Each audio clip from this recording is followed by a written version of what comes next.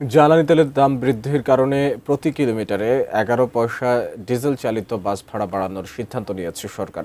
খুলনা সোনাডাঙ্গা কেন্দ্রীয় bus terminal এলাকায় আছেন আমাদের বিভাগীয় প্রতিনিধি মোহাম্মদ অসীম। বিস্তারিত জানতে সরাসরি যুক্ত হচ্ছি তার সঙ্গে। অসীম, আসলে 11 পয়সা ডিজেল চালিত বাস ভাড়া বাড়ানোর সিদ্ধান্ত নিয়েছে সরকার। এই বিষয়ে বাস চালক বা মালিক সমিতির লোকজন কি বলছেন, আপনার কাছে কি তথ্য রয়েছে, সব মিলিয়ে জানাবেন। মাহমুদ, ধন্যবাদ আপনাকে। আসলে আমি এখন সোনাডাঙ্গা যে কেন্দ্রীয় বাস টার্মিনাল ছিল সেখান থেকে আমি একটি গাড়িতেই রয়েছে, অর্থাৎ যেটি কয়রা এবং পাইকগাছাগামী পরিবহন সেটিতে রয়েছে। আসলে এখনও পর্যন্ত সোনাডাঙ্গায় যে বাস ভাড়া বাড়ানোর কথা 11 পয়সা, সেটি এখনও বাস্তবায়ন হয়নি। তবে মালিক সমিতির সঙ্গে কথা বলেছি এবং যারা পরিবহন সংশ্লিষ্ট রয়েছেন তারা বলতেন আর এই ভাড়া বাড়তি নিয়ে কিন্তু আসলে থেকে সেটি কার্যকর হবে।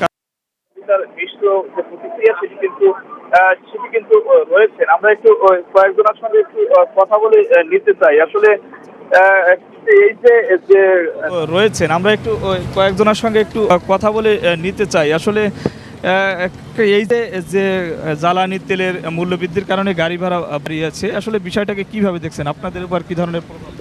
আসলে তো এই তেলের সংকটের কারণে এই মানে সমস্যা। তা এখন এই তেলের সংকট যতদিন এই না হবে ততদিন তো এই সমস্যা থাকবেই। সরকারের কাছে এই আবেদন জানাই যে যাতে সে করে, সরকারের কাছে মানে যে সরকার যেন দ্রুত এই সমাধান করতে পারে। একজন যাত্রীর সঙ্গে একটু কথা বলে নিতে চাই। আসলে এই যে বাড়তি বাস ভাড়া বিষয়টাকে আসলে কিভাবে? আসলে আমাদের মধ্যবিত্ত এবং স্টুডেন্টদের একটাই সমস্যা, কারণ আমাদের আয়ের একটা সীমাবদ্ধতা আছে। এই সীমাবদ্ধতার কারণে আসলে আমাদের চলাফেরাতে খুবই কষ্ট হয়ে যাচ্ছে। কারণ প্রতিটা ক্ষেত্রে শুধু তেলের দাম বাড়ার ক্ষেত্রে শুধু গাড়ি ভাড়া নয়, সার্বিক বিষয়গুলো দাম বৃদ্ধি পাইছে, কিন্তু আমাদের আয়ের একটা সীমাবদ্ধতা আছে। সেই সীমাবদ্ধতা থেকে আমরা আসলে দৈনন্দিন জীবন চলতে খুবই দুর্বিষহ হয়ে পড়ছে।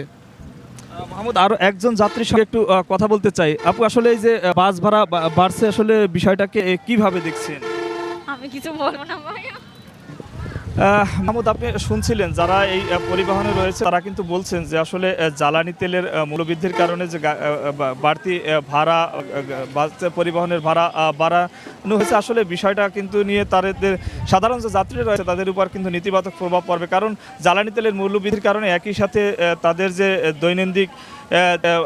দৈনন্দিন যে সমস্ত জিনিসপত্র রয়েছে সব কিছুর কিন্তু দাম বাড়তি। সে কারণে আসলে অনেকটা বিপাকে রয়েছে। আমার কাছে আপাতত এই ছিল খুলনা সোনাডাঙ্গা থেকে কয়রা এবং পাইকগাছাগামী যে পরিবহন রয়েছে সেই পরিবহন থেকে আসলে যে বাড়তি ভাড়া আদায় হচ্ছে তার সর্বশেষ খবর।